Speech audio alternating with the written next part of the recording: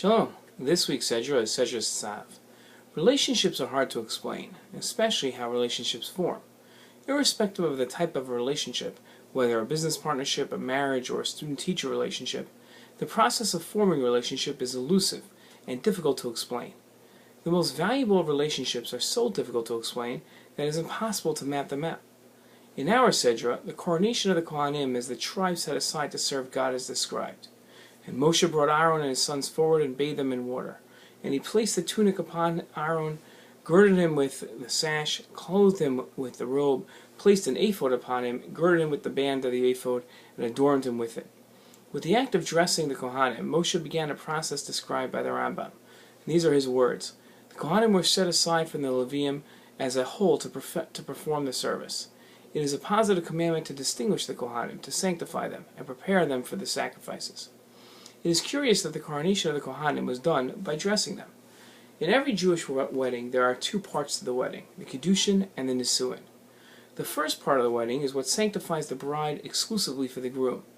The second part establishes the couple as a married pair. In times past, these two parts were separated by up to a year's time.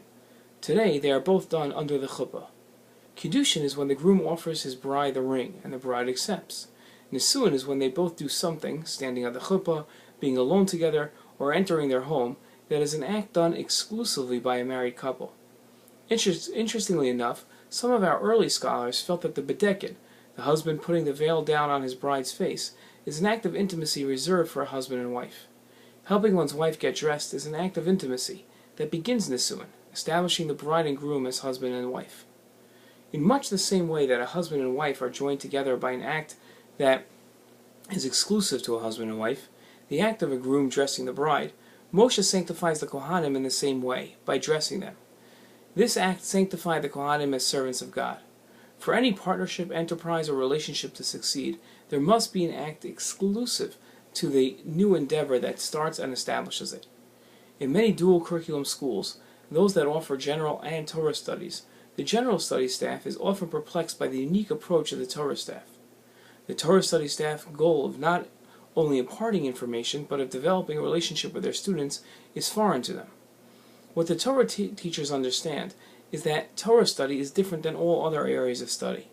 Torah study isn't only about imparting and gaining information, it is about changing one's life. For this study to take hold, teacher and student must bond together in common goals of understanding Torah and its creator, God. Shabbat Shalom.